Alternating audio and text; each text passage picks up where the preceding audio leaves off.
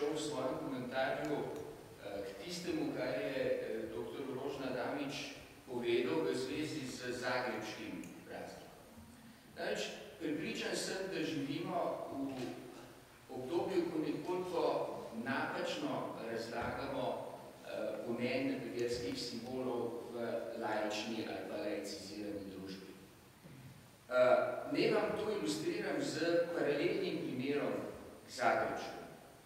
Mesto, v katerem je bila rojena sodobna revolucija, mesto, v katerem je bil rojen kot konkreten političen projekt, tudi sodoben komunizem, to se pravi Pariz, ima dva ključna praznika mestna povezana z svojimi krščanskimi zavetniki.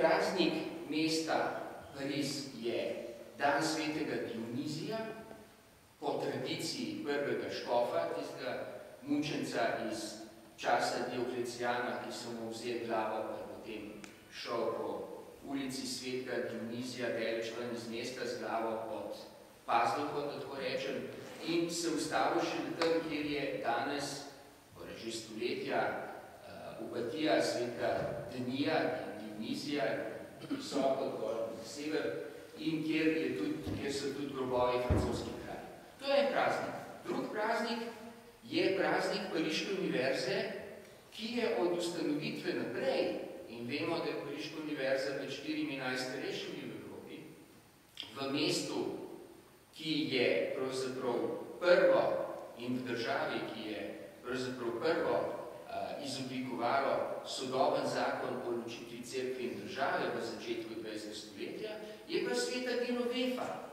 Toliko v vednost, mislim, da komentarja za to ne potrebujemo. Zdaj, če govorimo o francoski dobi pri nas, se pravi v obdobju, kjer je, kot tamle zelo lepo piše, bil mer Ljubljane Anton Baron Kodeli, sicer visok avstrijski uradnik pred tem, in zatem spet goriški okrožni glavar po koncu francoske dobe, bi rekel najprej, da nas na to francosko dobo v Ljubljani spominjajo nekateri javni spomeniki, najbolj značilni seveda Ilirski steber, ki so ga postavili leta 1929, kot veste, je bil avtor Plečnik. Iniciativo za to je dal potedanji ljubljanski župan dr. Dinko Kuc.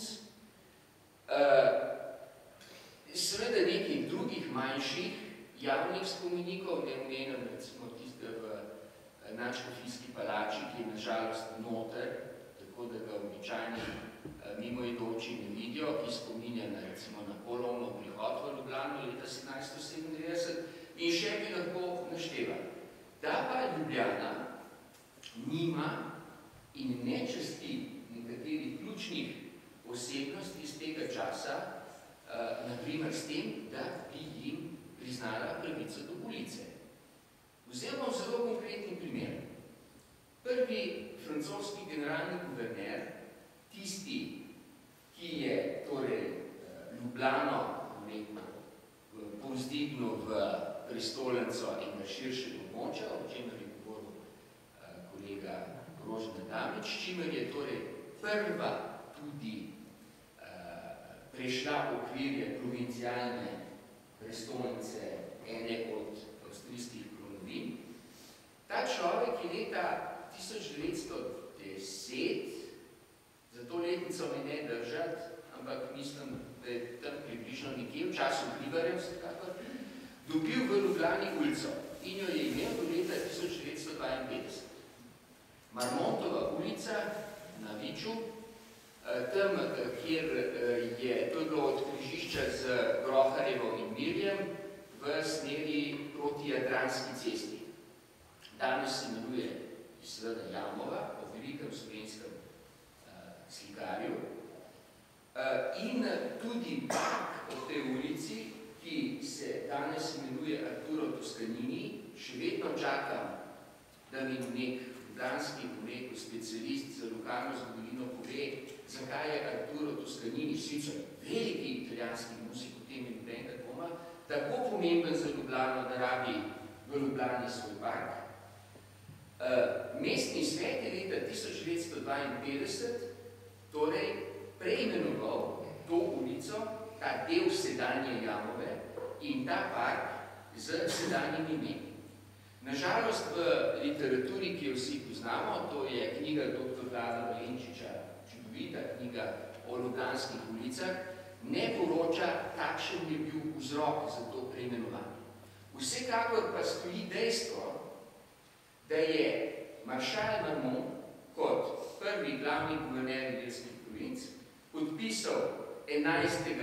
julija 1810 dekret, ki je uvedel slovenščino kot obvezni učni jezik v načelu, da se razumemo v praksi, to ni bilo popolnoma izvedeno, v osnovne in nižje srednje šole. Na tej podlagi je neki Valentin Vodnik, ki ga vsi poznamo, izdelal prvo sklenjeno serijo slovenskih učbenikov za predmete v osnovni in nižji srednji šoli. Torej, takšnemu človeku je Ljubljanski mestni svet leta 1952, jaz sem pripričan, če bi šli gledati detaljno ali bolj zapisnike zasedanja iz tega časa, da bi našli tudi vzrok, zakaj do tega prišlo, odvzelo ulico.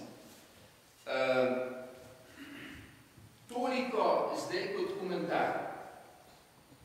Jaz bi želel opozoriti še na tisto obdobje, ki ga je omenil kolega Orožen Adamič, namreč na revolucionarno leto 1848.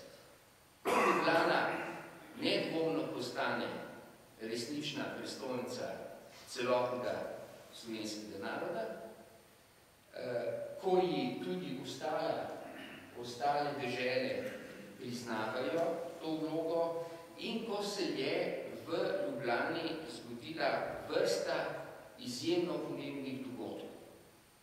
Ne jih nekaj navedem. 7. april 1848 pride do prvega javnega razvitja slovenske zastave v Ljubljani. To je storil dr. Lovro Toman. Na ta dogodek sicer opozarja lepa plošča na Wolfovi ulici ob vhodu v bivšo knjigarno Valen Vak. In mislim, da je ta dogodek, bom rekel, vreden vse naše pozornosti. Druga zadeva, 25. april 1848, ustanovitev slovenskega društva v Ljubljani. Jaz predlagam, da dr. Granda potem komentira te stvari, se je v njih tudi veliko pisal. 4. julij 1848 izide v Ljubljani prva številka časopisa Slovenija, ki je imela v tem prelomnem obdobju izjemno pomembno vlogo za formiranje slovenskega narodnega programa, zedinjenje Slovenije, uvedbe slovenskega jezika v šole in urade in tako naprej in tako naprej. Ne nazadnje, potem 17. avgust 1848 uradna zahteva po uvedbi slovenskega uradnega jezika v tistih deželah, v katerih živijo Slovenci. Ali pa, na primer, 29. marec 1848 sočasna objava dveh političnih programov, enega Matija Marija Zilskega in druge skupine slovenskih intelektualcev in če šteje narodno-zavednih patriotov. Evo toliko v tem trenutku na to temo. Hvala lepa.